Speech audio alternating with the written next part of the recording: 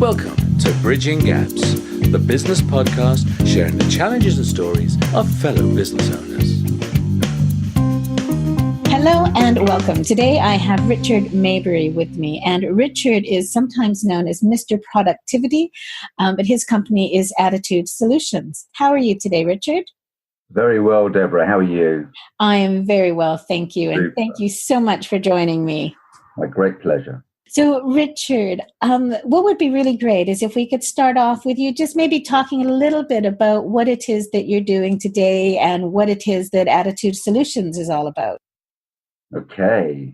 Well, today I am fully scheduled in the office with a whole pile of work, following up on 2 days of training yesterday up in Newcastle and preparing for trainings for the rest of this week, going into most of next week, including traveling to the Midlands on Bank Holiday Monday, which I'm not looking forward to because the roads will be busy. But that's what it takes when you run a small business. Yes, sometimes you've just got to get in the car and go, because you've only just come back from the Midlands, haven't you?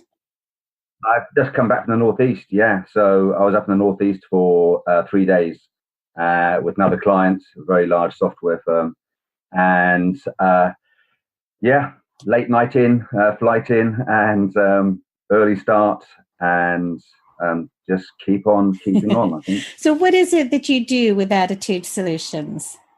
Okay, so the way that what it is a specialist training and development business. And the way that I describe it is that we help our clients' people to manage stupid workloads and ridiculous email volumes, crashing deadlines, and far too much to do every day.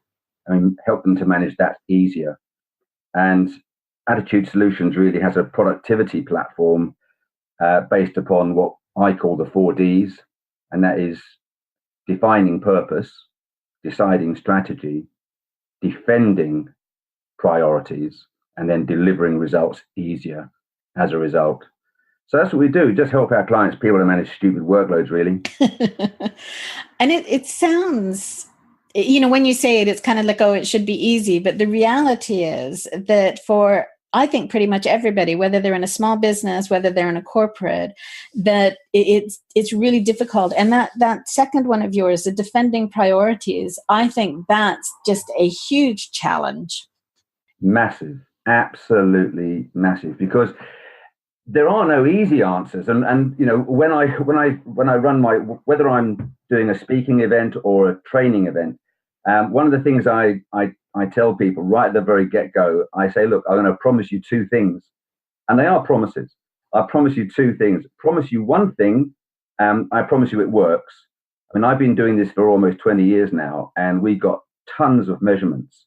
So I know that, over 4,500 of our clients' people reports a 53-minute extra productivity every day, a 57% improvement in email management. I know that because, over 4,000 people have told me that. And the second thing I promise people, I promise them pain, And at that point, I see people's sort of faces sort of gloom into despondency. And I say, look, it's going to be painful. And the reason why it's going to be painful is because you are already winning. And you're winning by the processes and the habits and the behaviors and the tricks and the tips and the hacks that you've been using all your career. And I'm going to ask you to change them all. So at this point, they're thinking, oh, no. But yes, I mean, when it comes to defending priorities, the ruthless reality is that everybody that I know, everybody I work with a half decent job has got a job and a half to do. And that's a fact. So, too many emails is a fact. The inability to say no to customers and partners and to say no to colleagues is a fact. The duplicate sort of calendar entries that come on when you've got to make a conflicting decision, that's a fact. And so one of the things that differentiates me, I think, from most people is that I'm rooted in reality, ruthless reality around this stuff. So when I'm sharing our sort of principles, processes and behaviors, and then driving it into technology. You know, it's not a nice, easy thing. It's good thing, and it is a proven thing. And if people want to get on board with it, they can make it work, but they've got to want to make it work, basically. So we go into that want to make it work thing, because they don't have to do anything. They're already winning. But if they want to do stuff differently, then we've got to first work on why they want to do it.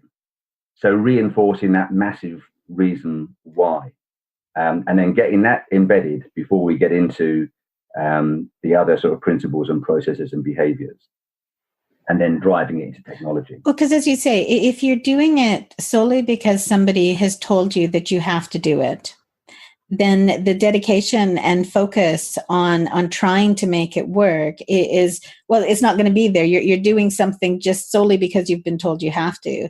So understanding why it's going to benefit you personally as well as the company would, I would imagine, make a huge difference. Massively.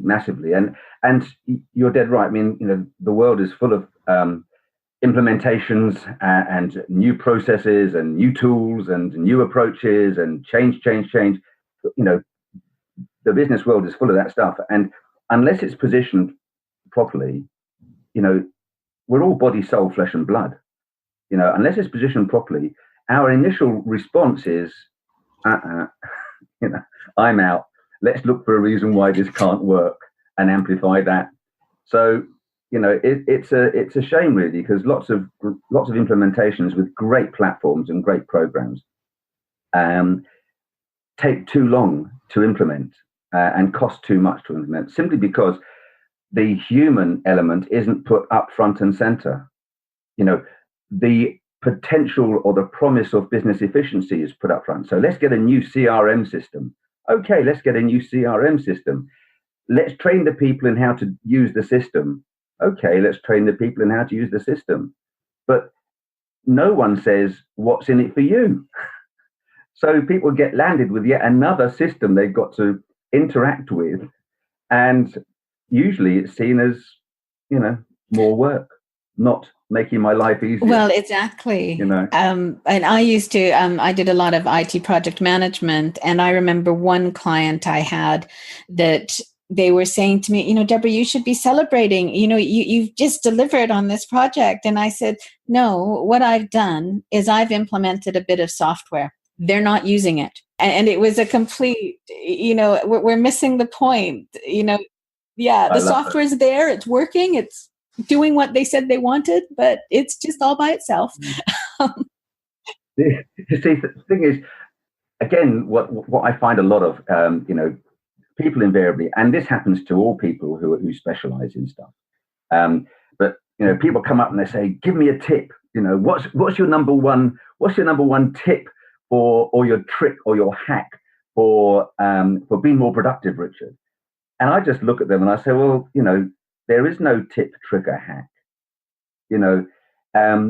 People look for a tool first when they should be looking for a tool last. They say, well, what's your favorite productivity app? And I say, I ain't got the best app in the world is an Appetite for Success, and that lives between your left ear and your right ear. If you want the best app in the world, that's it. Everything else is second best. And really it's about the tool, whatever it is only a tool. It must serve the process. The process must serve what is required from it, the behavior. The behavior must serve the purpose. And people sort of put the cart before the horse. They look for tools first, when actually they should be looking for tools last. Now that's on a corporate basis, is on an individual basis. Even with things like Outlook and G Suite and the sort of other software stuff that we help our clients with, we integrate Salesforce.com with Outlook and stuff like that. But, people are always putting the tool first, and really it's behavior. And really it is purpose. Purpose first. Define the purpose, decide the strategy, defend the priorities, deliver the results. Absolutely, because the tool should be just that. It's a tool to help you achieve whatever you've decided you want to achieve. It's not the reason that you're doing something. No, absolutely. So I just love the idea of you saying, no, I haven't. All I've done is deliver a software program. I think that is so cool. And if organizations put as much effort into that sort of engagement side of their people's using the tool or the software or the platform as they do into the technical side, what button to press, they would find the implementation and adoption period much reduced. But they somehow don't do that. And then they say, well, let's get a couple of black belts, in expert users. That's the answer. Get some black belt expert users on the platform. And it's engage your people more with reasons why it's going to help them, But there we go. No, exactly. I remember, again, this is another part. This is a really long time ago now, though. And this was for a company that was regulated by the FDA and had basically been told that if they didn't make some changes, they'd been told by the FDA there was a problem, they needed to resolve it. And so we were bringing a number of different sites across the UK together to try and come up with a standard set of processes, a standard set of doing it.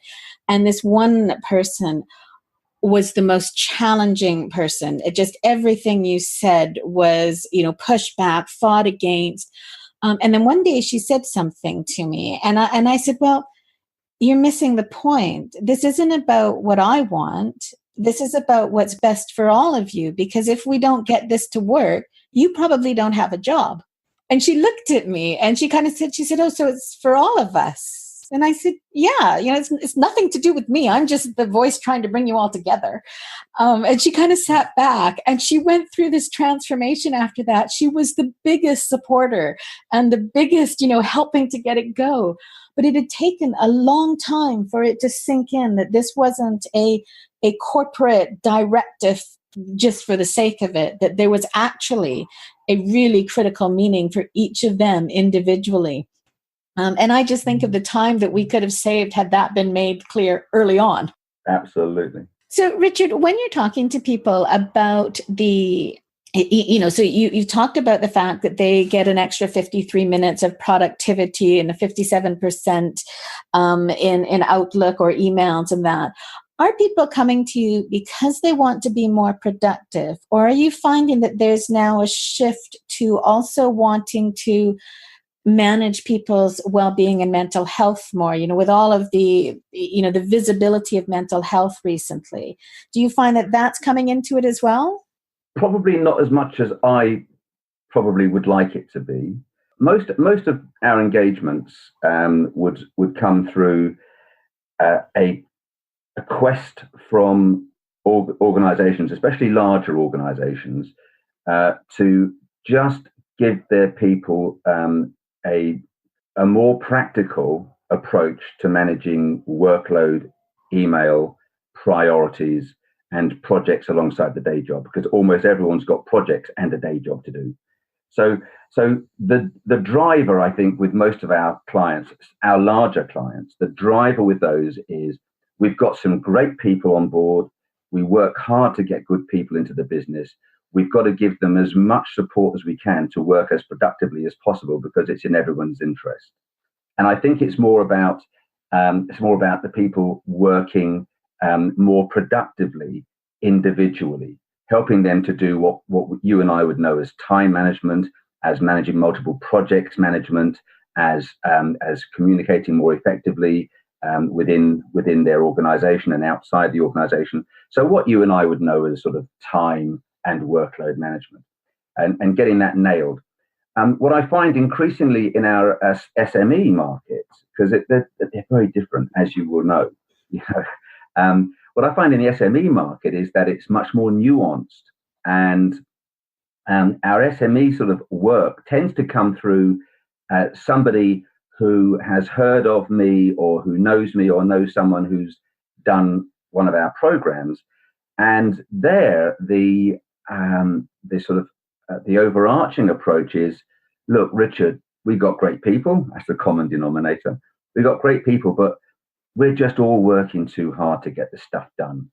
Help us to work better together. So that work better together is also, that speaks to my heart, because that's all about real collaboration. It's around real esprit de corps. And esprit de corps is really nothing more than a disparate group of people coming together with a common purpose. and achieving that common purpose. So it's more about, with the SME market, it's more about how can we work better together? For better or for worse, we use Microsoft Office 365. For better or for worse, we use this CRM system, this ERM system, this accountancy package. We've got people on the road, we've got people in the office. How can we work better together using the tools and technology we're already invested in? So it's a slightly more nuanced approach, and it's more about the we. How can we do stuff? And that's usually driven by the senior team, the MD, the owner, the directors, the CEO type people. And then in the larger organizations, it tends to be driven by the HR and the L&D people who are looking for the best way to support their great people. So there is a difference. Do you find that the people that you're then speaking to in the corporate versus the SME, do they come to you, so the people you're actually training or working with to improve their productivity rather than the person who's hired you or brought you in? Do you find that they come with a different attitude or a different level of willingness to engage with you at the beginning? No, interestingly. No. The only times it does happen, it doesn't happen very often, the only time it does happen is if they're forced to be on the training program. And that does happen sometimes. You do get people who come into a room thinking, okay, so who are you and what are you going to say? What do you know about me and my world of work? But most of our sort of corporate work is where we're on the learning management system of the organization, and people can choose to come onto the program, and they get a sign off from their manager to come on the program. And fortunately, with a lot of our larger clients, our reputation is so high in those organizations that people want to come on the program. So even in those larger organizations, the vast majority of the time, most people want to be on the program, and they recognize they've got an ambition to be even better than they are, and that they've heard that the WP2P, Welding Purpose to Priorities, the WP2P program can help them to achieve that. You do sometimes get an organization that says we're going to put all of our people through this program, whether they like it or not, and you do get but you know what, it's really interesting when all you got to do really, or what I find, not all what you got to do, what I find is that once you start talking reality with people, and once you start showing them things that are doable, that they can integrate into the way they manage stuff, then you start to get attention, and then you start to get engagement.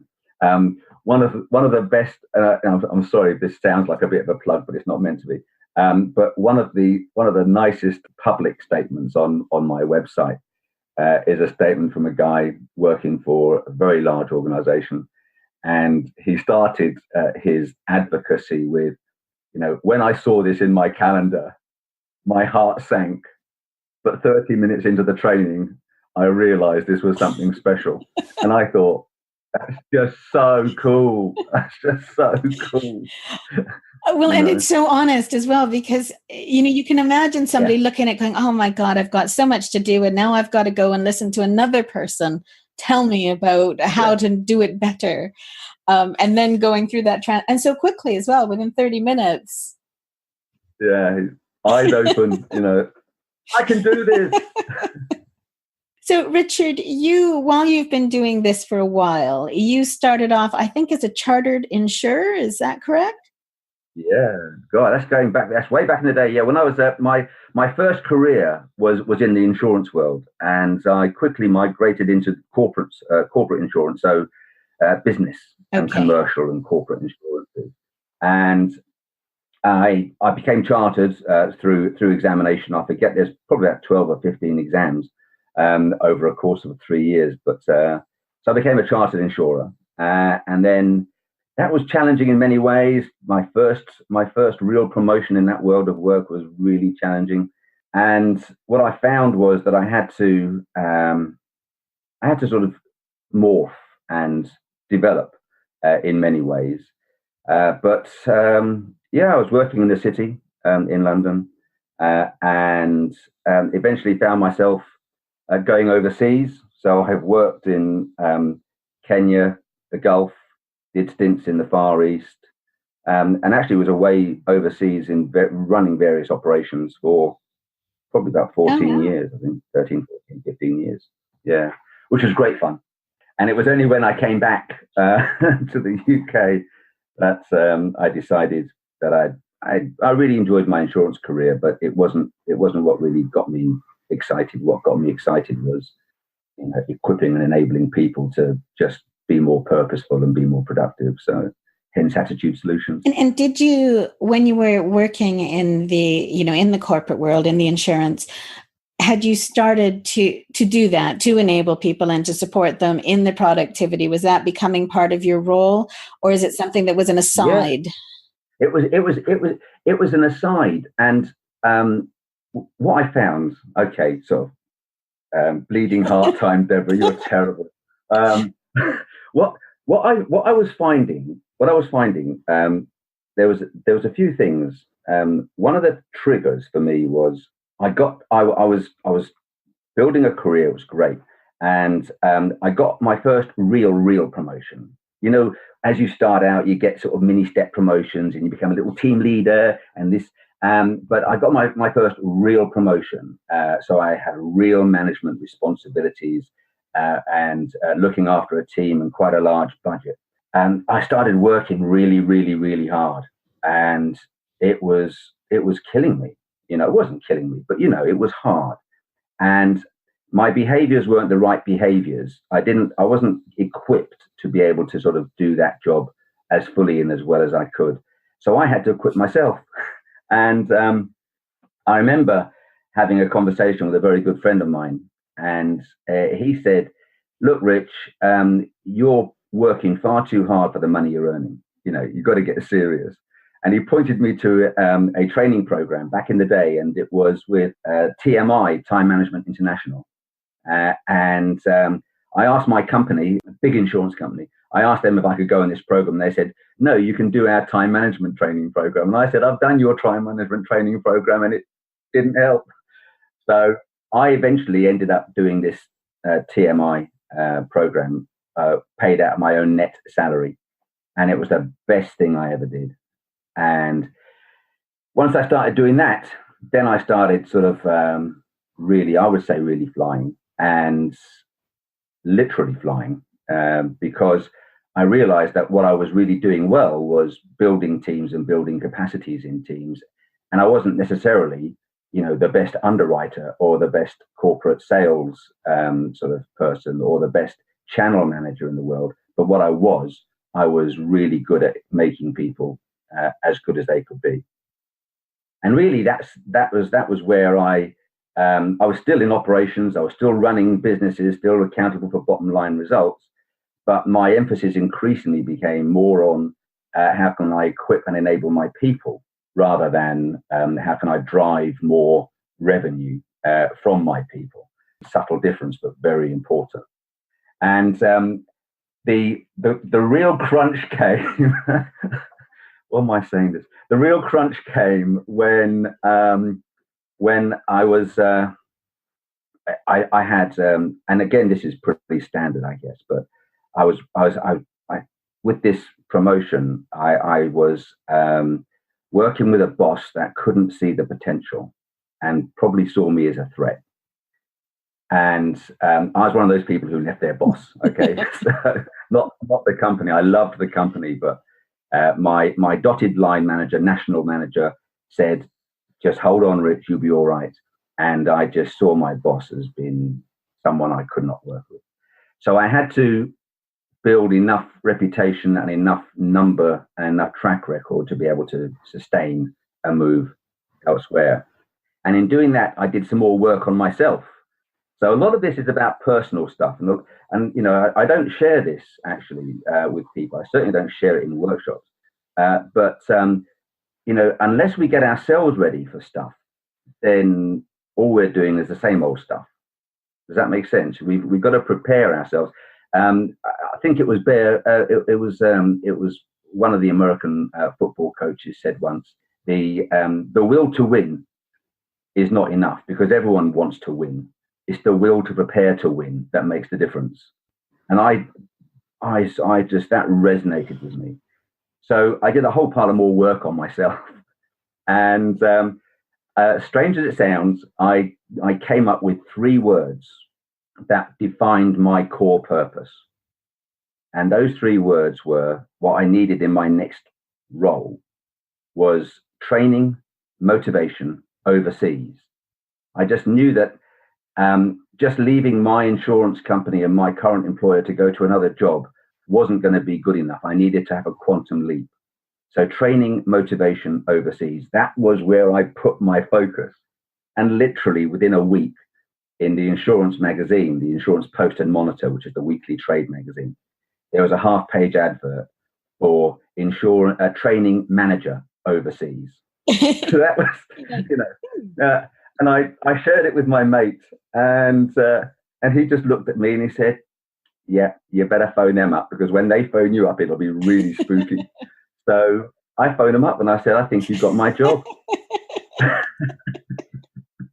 And I was so convinced, because I'd done so much sort of inner work, that it was distilled into those 3 words, and there they were, they came up. So I went up to Lehman Street in the city, had a conversation with the guy who ran the whole of Africa for this major London market broker. And he said, "Okay, I think we're a fit." And that was it. I found myself in Nairobi, Kenya. But it was not a normal move. A normal move would have been to have to do the same job in a different organization in the UK. And that again sort of underlined that deep work thing for me. And I guess it was the challenge of, that first real promotion, the realization that I was working far too hard, and the realization that things weren't going to change unless I changed me. That really was the foundation of how I then brought that into my career in the insurance world, and then brought it back and used that to start Attitude Solutions, which of course in itself was a hard story, but there you go. Well, I think that's what's interesting is we make, so sometimes you assume that the next thing you have to do just has to be a logical next step in what you're already doing. So as you said, you're in an insurance company. So logically you move to the same or a slightly better job in the insurance company. So making that leap and being brave enough to do it, because it's a change. And people, I think innately, we often resist change. So how long did it take you in terms, just roughly from realizing that you didn't like your boss and that wasn't going to change, and that you didn't want to hang around until the national manager managed to, materialize something better for you, to coming up with those 3 words and, so doing this work on yourself? Was it a fairly quick process, or was it, over months? Well, it was over a few months, but it was a quick process.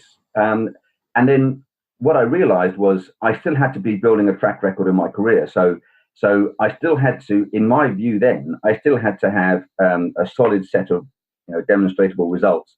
So I had to have at least 18 months, the way the cycle is, I had to have at least 18 months of demonstrated leadership and gain and bottom line results in that role before I could really move forward.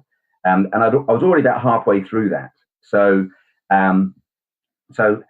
I guess from my decision that I was working too hard and that I needed to change, and then doing some of the ordinary stuff that you would do to try to sort of do things better, etc. From that sort of first realization through then to finding TMI and really embracing that whole sort of workload and time management philosophy, and then making that real. and then doing some further development work, deep work on myself. That period of intense work was just a couple of months, I think, with myself, and going through stuff and asking myself some outrageously difficult questions. And again, one of the things that I say to people, the quality of the question determines the quality of the outcome always in life. And sometimes we're not good enough at asking ourselves really hard questions. And I asked myself loads of really hard questions. And I think that sort of helped me. And then coming up with this distillation. And then when I come up with the distillation, the training motivation overseas has been my next obvious step. When I came up with that distillation, it was literally within a couple of weeks. The advert appeared the Thursday after I made that decision. So literally, and I just saw this. And of course, you understand this, Deborah. When we focus on stuff, we see stuff, and what you focus on is what you get. And I would never have seen that advert in the back half of the Post magazine. I would never have seen that advert if my radar wasn't up for training motivation overseas. It would have just been another advert in another week in the magazine. I just gone past it. But because I was looking for it, it's like when you sort of decide to buy a canary yellow Volvo estate. Not that you would. But yellow Volvo estate. Volvo estate, I know. But if you wanted to buy a canary yellow Volvo estate, I guarantee that the next thing you will see when you walk out of the showroom is a canary yellow Volvo estate. Because that's the way the world works. What you focus on tends to be what you get. So from that moment when I had that advert, and then went up to Lehman Street, and then had that meeting, just one meeting, and okay, we could do this. We are a fit. That all happened within probably 7 weeks. Wow. I went straight in. I handed in my notice to the company, and my boss was apoplectic. He didn't understand why. Everyone else understood why. Everyone else understood why I was leaving him. So it was really, there was no second thoughts. It was my 3 words, the advert within about 6, 7, 8, 9 days, up to Lehman Street within 2 or 3 days, the conversation, the meeting of minds, the consensus ad idem, as it were, the agreement on what the terms and conditions would be. And then I gave him a month's notice. And I said, I'm out. And my national sales manager came down to our office to meet me and to try to sort of change my mind. And I said, look, it ain't going to happen now because something better is there. So thank you very much, but I'm off. And that was it. I packed my bags and went to Nairobi, Kenya, all on my own. Hello, world. I'm here. I've got training motivation and I'm overseas.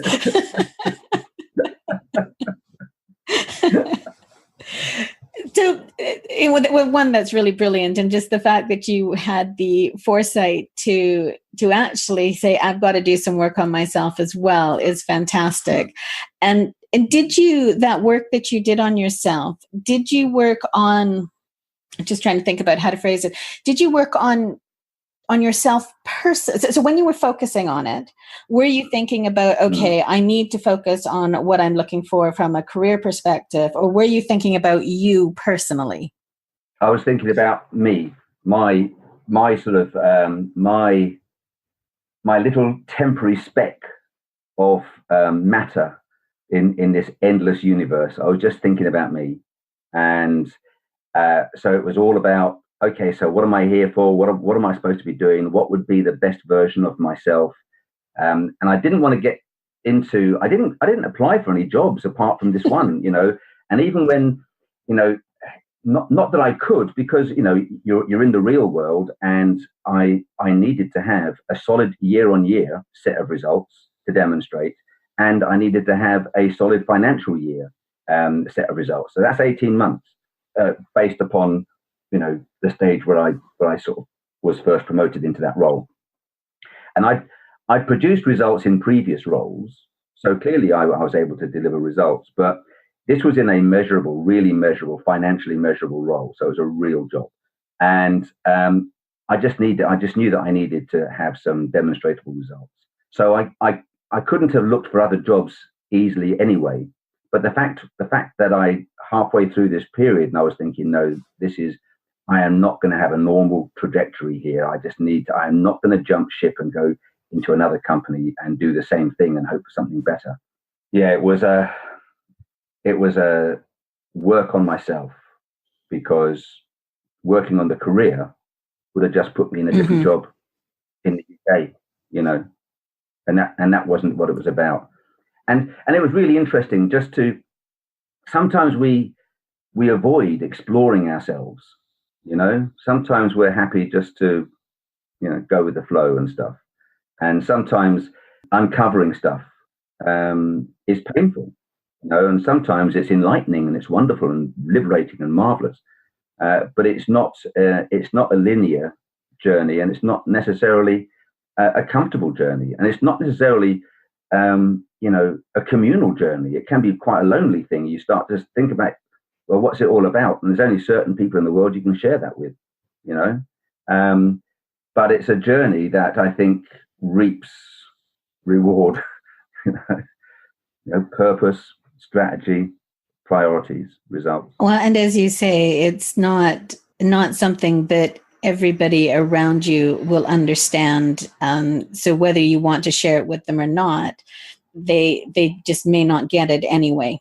So it can be quite lonely, and you have to have a certain level of confidence in that you are taking a risk, and that you're confident that you're willing to take that risk and see where it takes you. Yeah. And I was very lucky. I mean, he's still a great friend. One of my great school friends was, he's my soulmate on that, really. And he and I were both at this questioning stage. So he actually moved into my house. He rented a room in my house for a while, and we'd have these endless sort of conversations around, what's it all about? How are we going to move ourselves forward? It does pay to have somebody on your side, and we had a metaphor around that. We actually climbed a mountain over in Ireland. When we got to the top of the mountain, we said, climb higher every day. From here on in, climb higher every day. And that was it. So almost every day, it's like, okay, where am I on the mountain? What can I do to make tomorrow better? And that's been the metaphor, really, as well. Just to keep pushing yourself every day. Yeah, not necessarily pushing yourself, because that would imply, you're driving yourself, and I'm not necessarily a fan of driving yourself, but aspiring. I think, it was going up this mountain, and we had a drink out of a lake at the top that was called the Devil's Punch Bowl, actually. And interestingly, I live in Hindhead, not far from a place called the Devil's Punch Bowl now. But this was a mountain in Kerry in Ireland. And we both took a tin mug up so that we would drink out of the Devil's Punch Bowl. This is what we were going to do.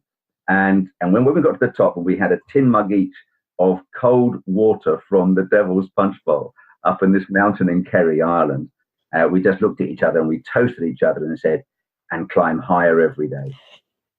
And that was it. So, and that's about growing, and it's about wanting to know more, wanting to be more, rather than pushing yourself to work harder, because pushing yourself to work harder isn't the answer. Either. No, and I'm glad that you picked me up on that, because you're right. It's not about pushing yourself harder. I like the way you've described it there, and aspiring and learning, I guess, and being curious and all of those things to just evolve. Yeah. And, this is what I said to my two sons. I said, look, whatever you do, because they both went to uni, they both got great jobs. But I said, whatever you do, you've just got to always carry an L plate around your salary. So if you're earning and you're not learning, you're going to be irrelevant. So you've got to learn to earn, and that's just the way it is. So always carry an L plate around your neck, and never be comfortable, or not comfortable. Never be never be smugly satisfied rather than comfortable. Comfort's okay.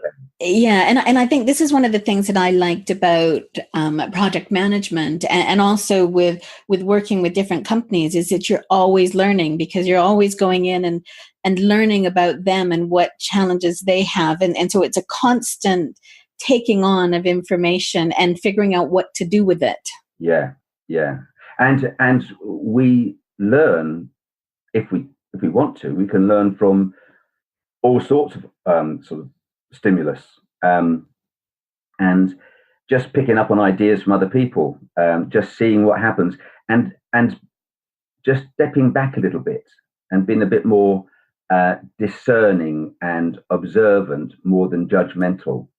Just stepping back and saying, well, I wonder what the assumption underlying that is all about, rather than taking too much at face value. And, again, that sort of deeper questioning helps us to learn. And it can be from the most mundane thing, just the way somebody does something, and you can sort of, oh, right, I wonder why that works that way, So I just love that whole learning, because life is about learning. Well, and there's so much that we just don't get. Yeah, you do, certainly. In its rich tapestry of wonderment. Is. Oh. So you trundled off to Nairobi. Here I am, world, ready and raring to go. And then you, at some point, decided to leave that company. And was that when you went into Attitude Solutions? No. I was with Minette, the largest London broker taking premiums out of independent Africa. So they owned the insurance and reinsurance market in Africa at the time, and Nairobi was, as well as being a very, very important office for East Africa, was also their centre of learning excellence. So I quickly found myself also engaged and involved in that sort of structured learning, professional development, so supporting people on their sort of chartered insurance examinations, supporting them in professional development and operational training, as well as sort of supporting the broker side of the business in closing deals and everything else. So that was sort of like this sort of a semi-learning, semi-operations type role, which was wonderful, because it was like a bit of a sabbatical as well. And Kenya is one of the, certainly back in the day, it was a wonderful place to live in. I mean, it was just wonderful. It was paradise, really beautiful. So we had 2.5 years or so in Kenya, and I was fortunate enough to re-establish the Mombasa office. So I was down in Mombasa, living in the Brick Club in Mombasa for about 3 months, which of course meant I could go scuba diving every evening in the Indian Ocean. I mean, it was paradise. And what happened was, again, results tend to speak, and I got a bit of a reputation in the market, and it was at that point that the Norwich Union office wondered if I might care to join them in Nairobi, and get back in from the broker side, the channel side of the market, back into the insurance company supplier side of the market. So I had a conversation with the sort of Africa Middle East manager for Norwich Union, and I said, yeah, I mean, I'd like to get back into real operations as opposed to this 50-50 thing. So I've had my sabbatical. I've done a bit of learning, but I'm actually an insurer, and for various political reasons, the world works very strangely outside of the UK. For various political reasons, we could not do it in Kenya. There's a Kenyan saying that says, when two buffaloes fight, only the grass gets hurt. And you had the Norwich Union and you had Minette, and they were going to fight, and I was the grass. And I said, life's too short. I am not going to be the grass. So that's when we agreed that I would migrate over to Norwich. But the first way to do that was to work for their office in Jeddah, in Saudi Arabia. And then my Saudi and my Gulf experience, Bahrain, Dubai, etc. All of that was on the insurance side. and driving revenue and driving profitability and reinsurance into the London market. That's what I was doing on that side. And it was only really when our children then started to become of an age, and you have to make a decision. Our sons were already saying, Daddy, where's Brian? And we were saying, well, Brian's daddy's got a job in West Africa now, so you'll never see him again. Well, I like Brian. So it was at that stage when our kids were quite young, and we realized that we had to make a decision. Were we going to educate them overseas in international schools, which is fine, or were we going to take advantage of the company's private education plan and put them over to a boarding school in England and become part-time parents? And neither of those spoke to our values.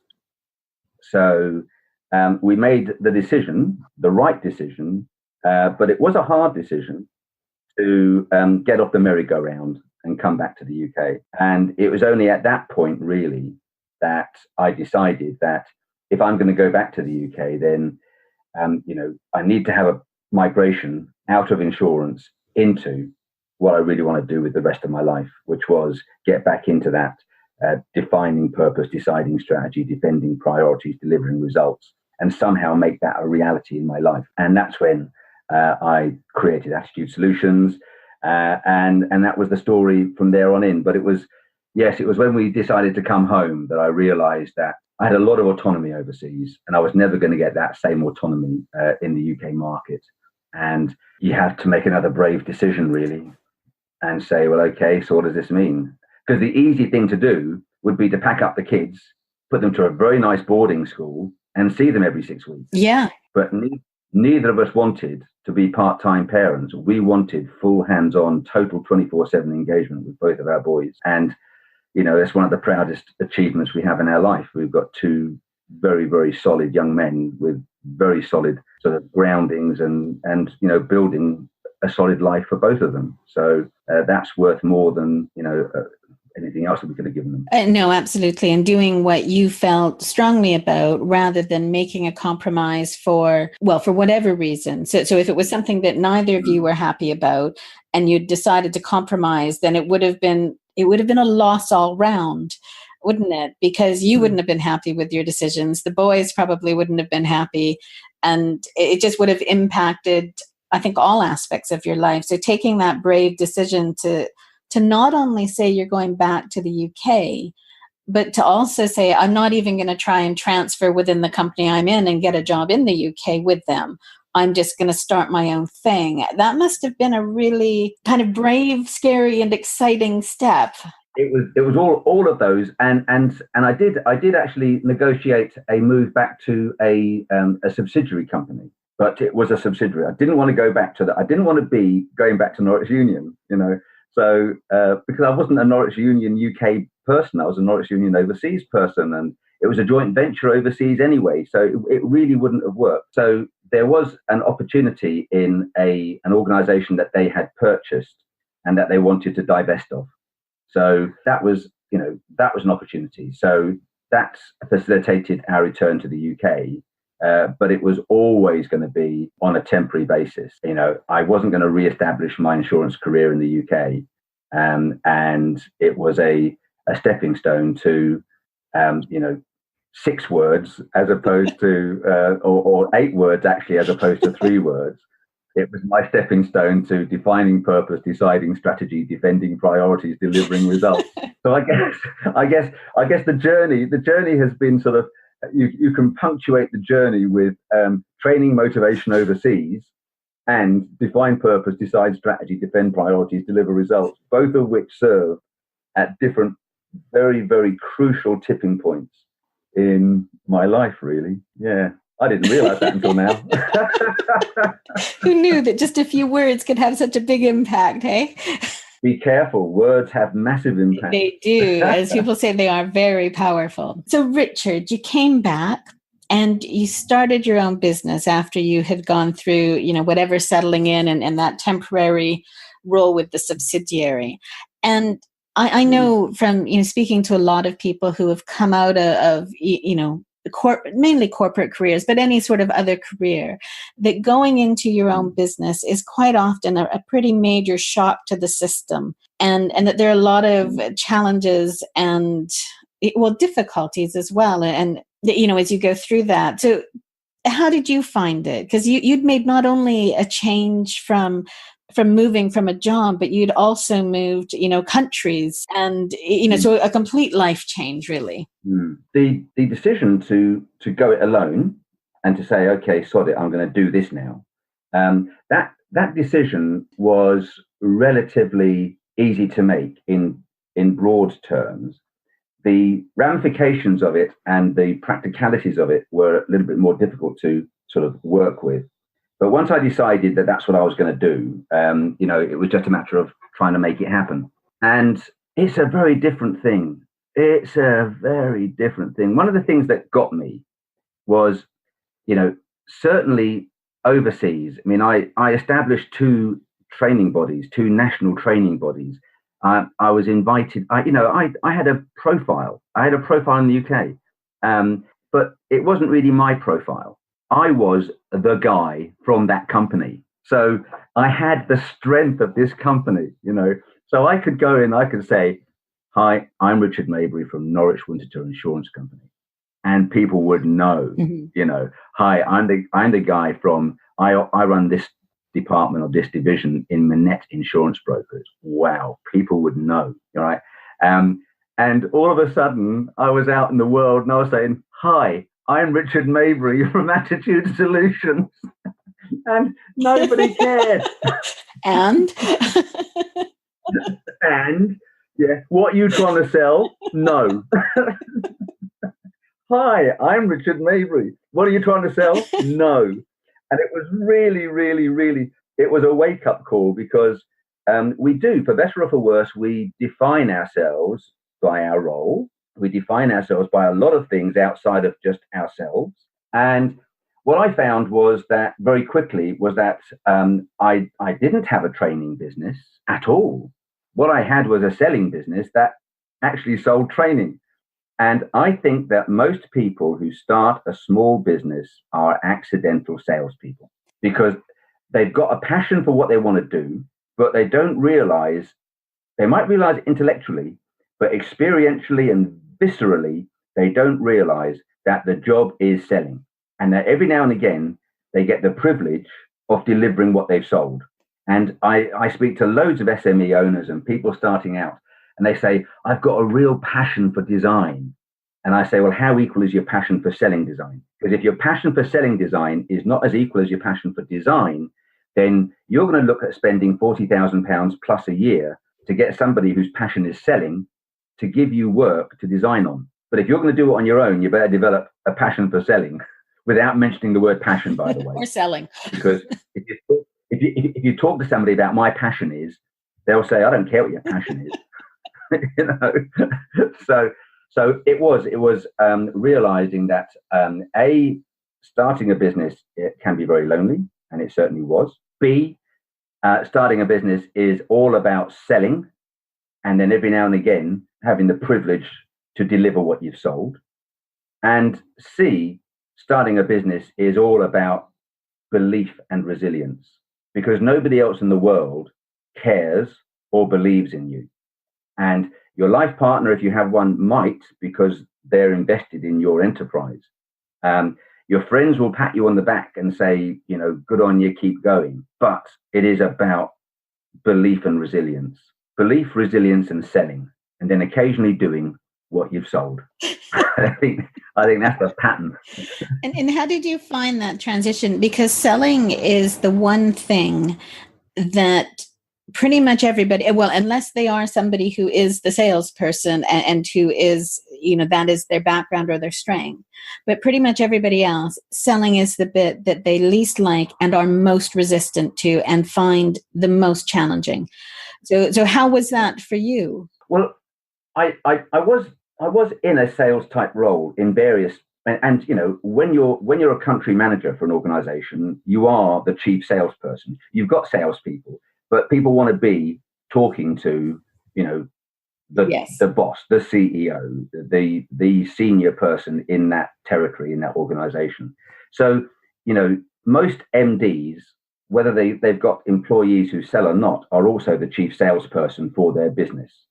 That's what happens. So the selling side itself wasn't necessarily massively hard.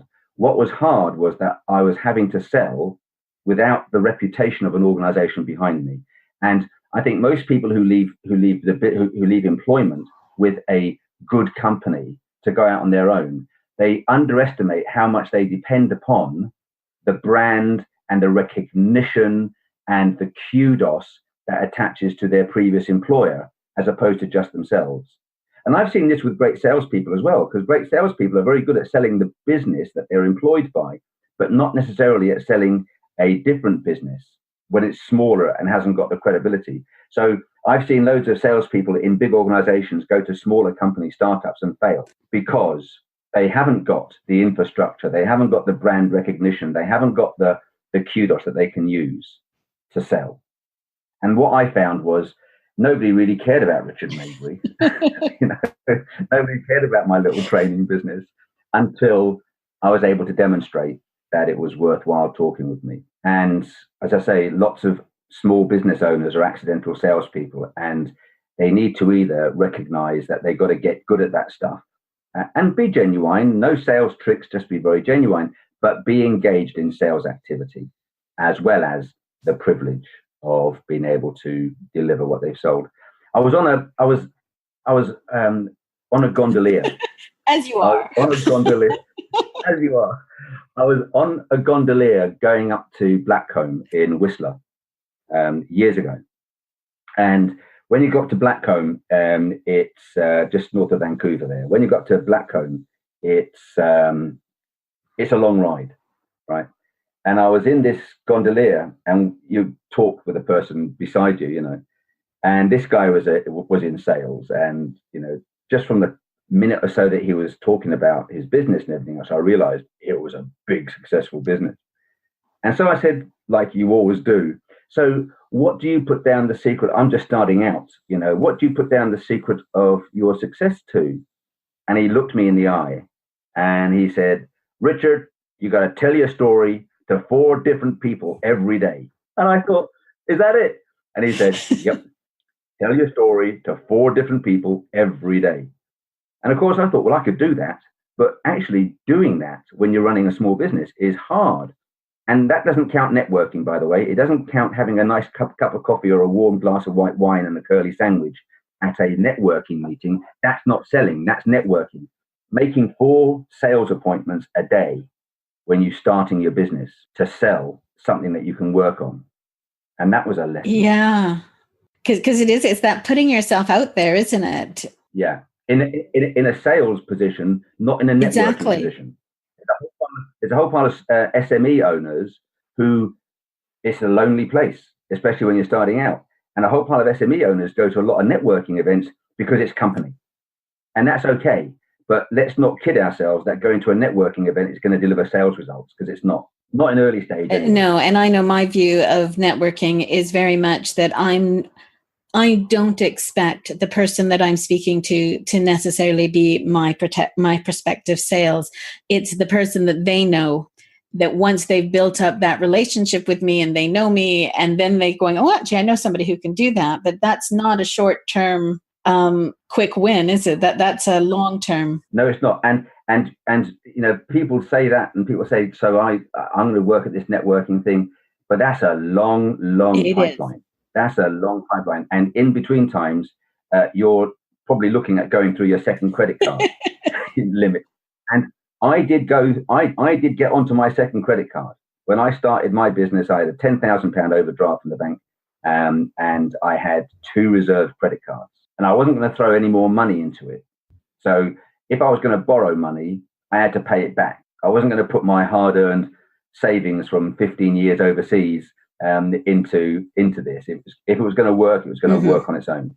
And yeah, it got to the point where I was starting to look at my second credit card because expenses were mounting up and the revenue wasn't coming in as much as it needed to come in. So again, you have to sort of say, well, this is all well and good, but what am I not doing? And what I found I wasn't doing was selling enough. I was going to all these networking events and I was having these wonderful conversations with people who might introduce me to people, but they did materialize eventually, some of them. But any business is only as good as its sales numbers. And if you're not generating revenue now, you haven't got a future. So that woke me up when I started selling again. Get real, Rich. Get real. And how did you find, so when you're starting to look at that second credit card and you're thinking, okay, this isn't happening, how was life around that? How was your wife or your partner and the children? How was that all holding up? Was that starting to see signs of stress as well, or were you able to balance that? Not really, because I guess I was fortunate, Deborah. We had 15 years of an expatriate sort of life, wonderful salary, the potential to save loads of money tax-free. So we had a buffer. We had more than a buffer, but I wasn't going to risk that stuff. So it wasn't like we were destitute, or it wasn't like we were under severe financial pressure. I put the pressure on myself because I didn't want to just start drip feeding, that money into this business. I wanted the business to either stand up or not. So I was rigorous with myself on that level. And I think that's something that everyone who's starting out has to do, because the easiest thing to do is to say, I've got X amount of redundancy money. I've got Y amount of savings. So I'll just carry on and I'll use my redundancy money or I'll use my savings because it will happen. Well, it'll only happen if you sell. If you don't sell, it won't happen as quickly as you need it to happen.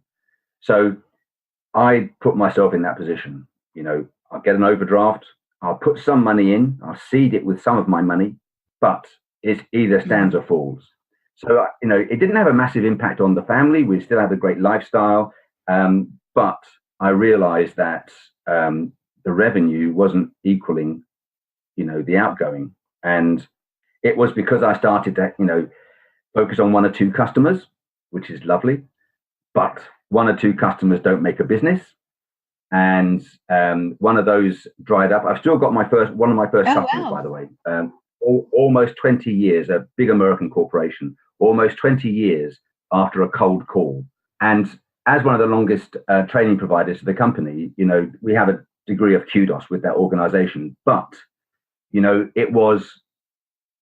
I was focusing on a handful of clients, and that wasn't going to make the business. So again, I had to realize that I had to get more serious with myself and do what this guy on the gondolier and Whistler told me to do and get back out on the road and tell my story to 4 people every day.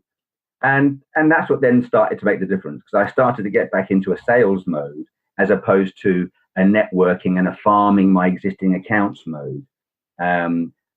I still network, I still farm, but I still actually go out and hunt a little bit. Because, actually it's quite fun hunting down an opportunity. Yeah, well, it's rewarding when it comes through, isn't it? Finding that opportunity and bringing it to you.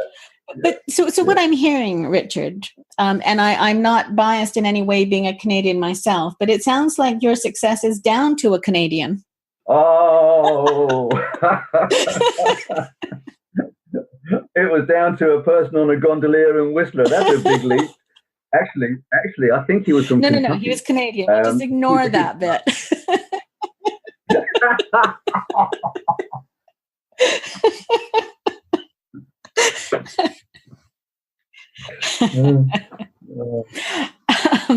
So just moving on a little bit, because obviously, the business is doing well now. And I know, because I met you through the Institute of Directors in Surrey. And that's my feeling is that that's something that you're really quite, you believe in strongly, if I'm reading you correctly when I see you. Yes. I joined the IOD in 2005, and I I first went to the IOD through a good business friend, and we had a meeting up in Pall Mall, and it's an impressive place, you know. And I thought, oh, I could join this. This could be good. And it was only when I went to the regular meeting in Surrey, in Guildford, that we call the 859. And I went there the first time and I thought, wow, here is, because I was doing that networking thing. And I thought, wow, here is a community.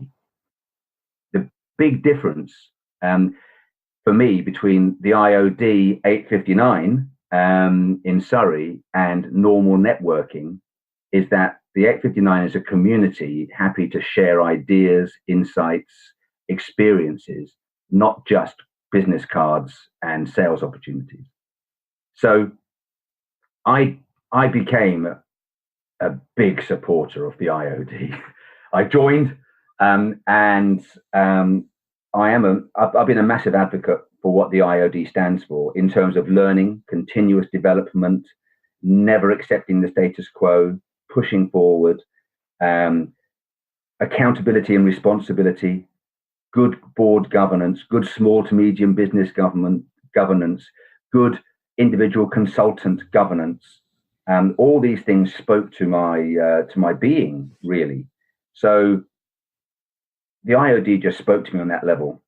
And then I got to serve on the committee, and now for my sins, I won the privilege of being chair of IOD Surrey for the next 3 years, and I don't take that lightly. I'm the temporary custodian of the chair role, and I'm very aware that I've got great people before me, and my job really is to leave that chair role in a better sort of position than I inherited it, in the same way as people who you and I know developed the role and left it in a better place for me to take it over. So yes, I'm a massive fan of the IOD. It is the one subscription every year that I do not even blink at paying. I have killed loads of subscriptions, certainly since 2008, when the whole world changed. I got rid of loads of subscriptions, but the one that I never even thought twice about was my subscription to the IOD. Well, and it's, my main exposure to the Surrey branch is the 859 Club. And I think I've told you this before, that, I'm not a morning person. So I'm quite selective about what morning things I go to. And I can remember kind of dragging myself along with a business buddy. And we were both thinking, we better go and try it out, sort of thing, and dragged ourselves along. And then we didn't actually speak for another couple of weeks. And she said to me, "Oh, what did you think?" And I said, "Yeah, I really liked it." And she said, "Yeah, so did I. I guess we should go again." And we were quite depressed, because it was kind of like, it's early morning, but it's really, as you said, it's a community. It's a nice feel. And I like the fact that you're having a chat and there's that bit of structure. And it was like, I guess we're going to have to get up, Love it. Love it. Love it. Oh, love it. But all of that you do for the IOD, that's volunteering, isn't it? Oh yeah, total volunteering. Yeah. It's alongside the day job. So between volunteering and doing lots of stuff for the IOD, and being, married, father of two sons who are now, sounds like they're out in the world doing their own thing, but also still running your business and clearly actively, moving with that. How do you how do you make sure that you're looking after yourself and that you're finding time for that, that work-life balance that we all aspire to? How do I do that? Probably not as well as I should. By the way, philosophically, I don't believe that a work-life balance is a reality. I think it's a fantasy these days. A work-life balance might have been okay back in the day. Lots of our clients, especially the HR people, L&D people, they want us to talk about work-life balance, and I do. And I still think that the whole idea of being able to go into work at a set hour and come out at a set hour, whether you're working for a corporation or a fast-growing SME or for yourself, I think that's a fantasy. So I think it's much more about work-life integration, and I think it's about carving out necessary time for necessary elements. There's nothing wrong with doing emails at 10 o'clock at night, as long as you've had time with the kids and they are now put to bed and you've got an hour to do stuff to make tomorrow easier. There is nothing wrong with that at all. And that's the way it's going to be, because sooner or later, someone else is going to take that role. It's going to be AI'd, or it's going to be exported, or it's going to be outsourced. And that's the ruthless reality. So I think work-life integration is real important. And like most SME owners, with some notable exceptions that you and I will know, with notable exceptions, most SME owners probably put themselves last. Yes. And that's all right for a short period of time, but every now and again, you just got to say, who am I kidding? Let's do something different here.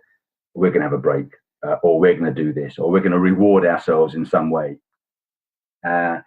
So I think if most SME owners are honest with themselves, they would say that they sometimes put themselves last, and I'm very conscious that the past 3 days, today's Thursday, isn't it? It is. Today's Thursday. Okay. So I'm very conscious that for the past 3 days, although I've done over 10,000 steps, that's been in a training room, and in between times, I've sat down in the IOD Executive Lounge in Newcastle Airport, which is wonderful. And I've sat down in airplanes, and I've sat down in offices, and I've sat down in my hotel bedroom, and I came back on an airplane and I sat down, and here I am sitting down again today, talking with you. And, will I do what I need to do later on today to sort of, move myself around? Probably not, because I've got a shed load of work to do and I'm out all day tomorrow. So, it is hard. It is hard to do what you should be doing. Yeah, absolutely. And and I agree with that completely. And interestingly, one of my guests back in season 1, Tom Watson, he also talks about work-life integration, and that need to go. Well, actually, today I need to go to my grandson's, play. So yes, I'm doing that, but it's not. It might mean that he's sending emails at 10 o'clock or whatever. But I think we do.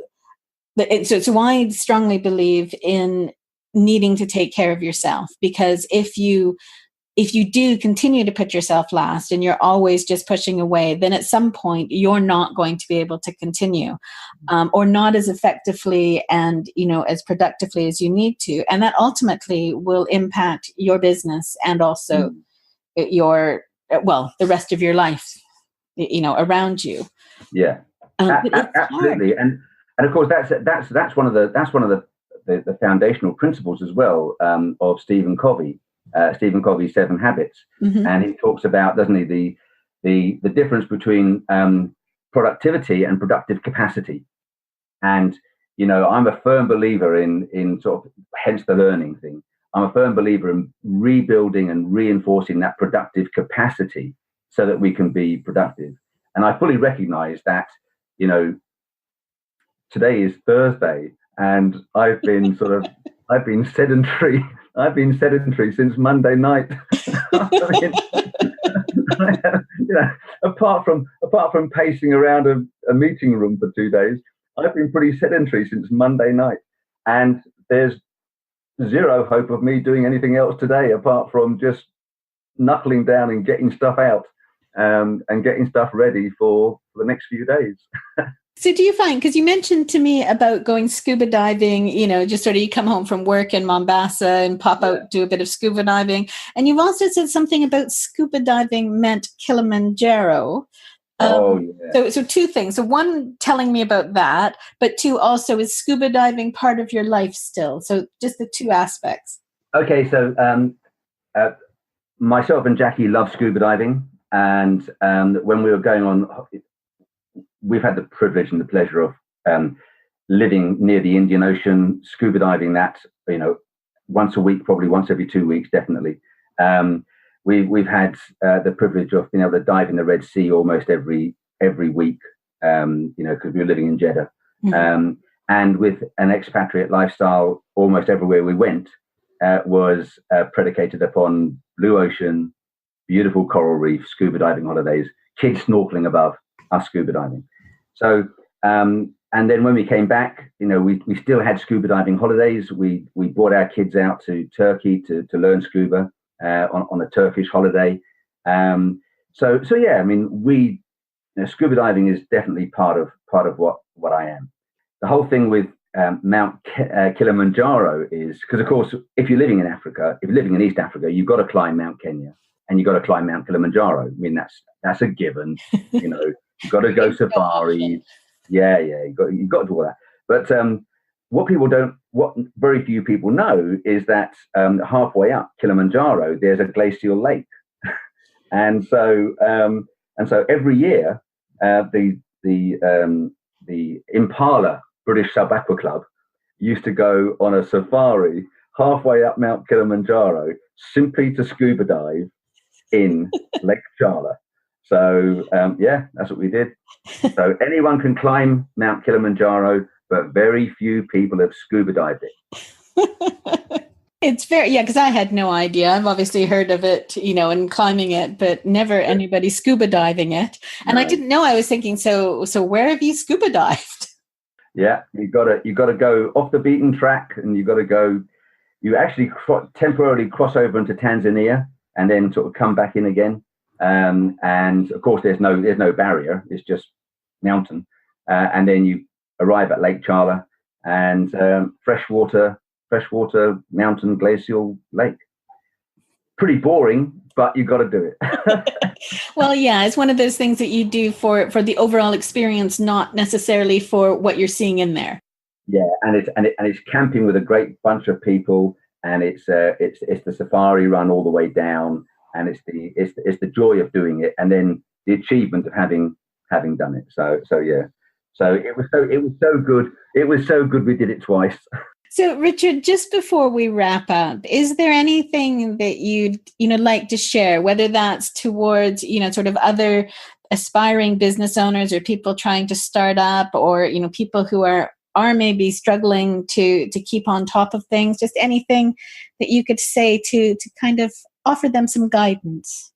Okay, well, that's a really, really good question, and I'll preface it by saying that I'm not the best person in the world to give advice. I've got scars on my back. I've made tons of mistakes. I could write out a list of regrets, as well as having a wonderful life to date. So I'm not necessarily giving advice here. But what I would say, from my experience, is that if you're thinking about going out and doing stuff on your own, the first and most important thing you've got to do is understand who you are and what it is you're about to undertake and why you're about to undertake it. Because if you don't understand deeply who you are and what you're about to undertake and why you're going to undertake it, then you will probably be pursuing a passion that you're not able to deliver enough to sustain the business. The second thing I would say to myself, if I was doing this again, is never underestimate the fact that what you're getting into is a lonely, initially solo sales operation. And every now and again, when you sell stuff, you might be able to do the stuff you love. But don't kid yourself that you are getting into a business that is going to drive your passion, because it's empty until somebody buys it off you. So whatever your business is, it's a sales business, and you've got to sell to do the stuff you love. And being an accidental salesperson around that stuff isn't enough. You won't generate the level of income that you deserve to build your life around that business. You've got to understand the business dynamic of sales and costs and net. And don't put your own hard-earned money into it unless you're sure that you've got a strategy to make it work. That is really great information, Richard. Thank you. And I think, you were saying about, having the scars. I think that is part of having a business. So I think that somebody who has the scars and the experience is actually the person to talk to other businesses, because you've been there, the challenges. And I haven't spoken to anybody who has said, oh, it was smooth sailing, everything went perfectly. I don't think that's reality. No, it certainly isn't. So, Richard, thank you very much. It's been a real pleasure talking to you. My great pleasure. It's been wonderful, actually. You've pulled a few things out of me, you have. Sorry about that. Good. I will, for anybody who's listening, I will put up Richard's contact details and just a little bit more information about him as well. And you can get in touch with him at any point. So thank you again, Richard. My great pleasure. Thanks, Deborah. Thank you. I've been in conversation with Richard Maybury, also known as Mr. Productivity of Attitude Solutions. You can reach Richard at richardm@attitude-solutions.com. Full details, including phone numbers, websites, etc., will be available on the show notes. Now is an absolutely amazing time to start your own podcast. There's a whole new burst of energy and revitalization surrounding the whole world of audio at this point in time. To help you to get started and to really launch your podcast properly, I'm putting together a podcast launcher. It's just about done. It should be out in the next couple of days. So if you'd like to know more about it and find out the full details, just go to launch.bridginggaps.uk. That's launch.bridginggaps.uk, and I'll send you all of the details. Bridging Gaps, the business podcast, was produced by Deborah Levitt of Bridge Road Consultants Limited, with original music provided by Pete Dineley. You've been listening to Deborah Levitt on Bridging Gaps, the business podcast.